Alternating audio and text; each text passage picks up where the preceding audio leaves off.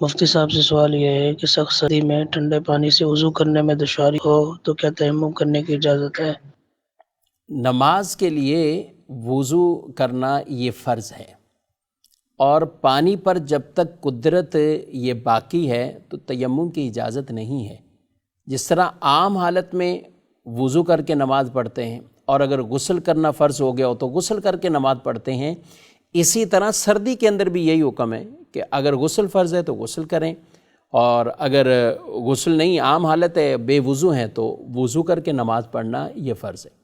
اب اس میں کوئی فرق نہیں پڑے گا اس طور پر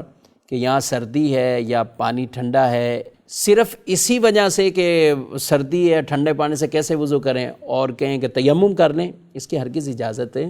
نہیں ہے۔ ہاں البتہ اگر کسی کو ٹھنڈا پانی تکلیف دیتا ہے تو بھئی گرم کیجئے، گرم پانی کے بھی تو اسباب، یہ سب چیزیں ہمارے ہاں عام طور پہ موجود ہوتے ہیں۔ ٹھیک ہے، کوئی جگہ ایسی خاص ہو سکتی ہے کہ گرم پانی کا وہ کوئی ذریعہ ہی نہیں ہے، پانی بالکل ایسا ٹھنڈا ہے، اور پھر اس کی بھی کئی صورتیں فقہاء اعظام نے لکھی ہیں کہ وہ ٹھنڈا پانی ایسا نہیں کہ یک ٹھنڈا پانی استعمال کرتے ہی آدمی کو کوئی ایسی ہلاکت یا اس طرح کا معاملہ ہو جائے گا۔ فرمایا ٹھنڈا پانی ہے، وضو کریں، اگر آپ کے پاس گرم لباس ہے تو اس کے بعد گرم لباس پہن لیں، لحاف ہے، رضائی ہے، اس کو، کمبل ہے، اس کو اوڑھ لیں، اس کے ذریعے سے آپ اپنی طبیعت ٹھیک کر لیتے ہیں، تھوڑی سی تپش مل جاتی ہے، تو یہ عمل کریں۔ یہ مختلف جو شرائط بیان کی گئی میرے بھائیوں، اس میں مسئلہ یہ ہے کہ نماز کی اہمیت ہے، فرض کی اہمیت ہے، اور اس کو جس طرح اللہ رسول کا حکم ہے ویسے ہی پڑھنا ہے۔ تو نارمل ایسے نہیں ہے کہ کسی کو عذر بنا لیں اور فوراً تیمم کی طرف چلے جائیں۔ ٹھنڈے پانی سے نہیں کر سکتے، گرم سے کیجئے۔ گرم پانی نہیں ہے تو پھر یہ دیکھا جائے کہ آپ کے پاس کوئی ایسا لباس یا کوئی چیز ہے کہ ٹھنڈے پانی سے وضو کیا اور آپ نے وہ لباس پہن لیا، وہ رضائی وغیرہ اوڑھ لی، چولہا ہے، گھر میں کوئی ہیٹر ہے، تو جس کے ذریعے تپش لے کر آدمی اپنا وہ جو بھی ٹھنڈ پہنچی ہے اس کو بالکل جو ہے وہ نارمل کر سکتا ہے۔ اور اگر بالفرض یہ کوئی بھی صورت نہیں ہے اور ہے ایسی کیفیت والا پانی کہ اس کا کوئی عضو وہ تلف ہو جائے گا، ہلاک ہو جائے گا، ضائع ہو جائے گا،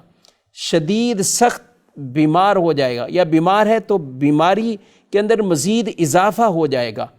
یہ ایسی چیزیں ہوتی کہ جن کی وجہ سے پانی استعمال کرنے پر اس کو گویا کہ قدرت نہیں ہے، اب وہ تیمم کا آپشن اس کے لیے آتا ہے۔ لیکن یہ نہیں کہ بقیہ ساری چیزیں چھوڑ دیں، نہ گرم کرنے کی طرف جائیں، نہ وہ ٹھنڈے پانی کے بعد کچھ ایسا بستر یا گرم کپڑے استعمال کرنے سے اپنی طبیعت کو نارمل کیا جا سکتا ہے۔ تو یہ ساری شرطیں اور یہ ساری قیودات، جس طرح یہ مسئلہ ہے اس کے مطابق اس کا خیال رکھ کر، اگر واقعی کسی طرح بھی پانی پر قدرت طاقت کسی کو نہیں ہے تو پھر آپشن دوسرا وہ تیمم کی طرف آئے گا۔ اب اس میں بھی بعض اوقات صبح کا وقت ہے، دوپہر کا وقت ہے، تو بڑا فرق آ جاتا ہے، یعنی ٹائم پیریڈ کے اعتبار سے کس وقت شدت سے سردی ہے اور یہ ساری چیزیں دیگر بھی نہیں پائی جا رہی، پھر تیمم کا مسئلہ آئے گا۔ اسی طرح دوپہر ایسا مسئلہ نہیں ہوتا، یا ٹھنڈے پانی سے وضو کرنے کے بعد یا غسل کرنے کے بعد دھوپ ہے، دھوپ کے اندر بیٹھ جائیں تو بھی اس سے مسئلہ حل ہو سکتا ہے۔ تو المختصر یہ ہے کہ اپنے لیے ایسے اسباب پہلے سے تیار کریں۔ وہ پتہ ہے نماز پڑھنی ہے تو جن کے الحمدللہ جو اہتمام کرتے ہیں تو وہ سخت سردیوں میں سفر کے اندر بھی بڑے ٹھنڈے ٹھنڈے پانیوں سے وہ وضو بھی کر لیتے ہیں۔ قبلہ شیخ طریقت امیر اہل سنت دعوت برکاتہ علیہ مدنی مذاکروں میں بیان فرما رہے تھے، اور اپنے بغداد شریف کا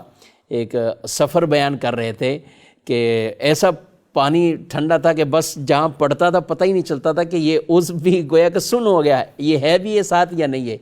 یعنی اتنا یخ ٹھنڈا جسے کہیں، اور سردی بھی۔ لیکن فرمایا کہ الحمدللہ سب نے وضو کیے ہیں اور نماز پڑھی، تو تھوڑا سا دل گھبراتا بھی ہوگا، تکلیف تھوڑی سی زیادہ پہنچتی ہے، اسی لیے تو اس پہ ڈبل ثواب ہے۔ جی جب وضو کرنا انسان کے لیے تکلیف دہ بن جاتا ہے اور پھر بھی وہ پورا کامل وضو کرتا ہے، اس کو دگنا اللہ اجر عطا فرماتا ہے۔ تو اگر ان احکامات کی اہمیت کا محق ہو، وہ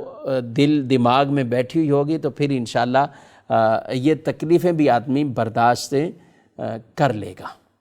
تو لہذا ان مسائل کے اندر یہ جو اس کی شرطیں بیان کی گئیں ان کو خیال رکھیں، پھر کہیں آپشن تیمم کا آئے گا، بس صورت دیگر تیمم کا آپشن نہیں آتا. جس طرح عام نمازوں کے لیے وضو کرنا ہے اس طرح آپ کو سردی میں بھی وضو کرنا ہے، اور اگر غسل فرض آتا ہے تو پھر غسل کرنا ہے.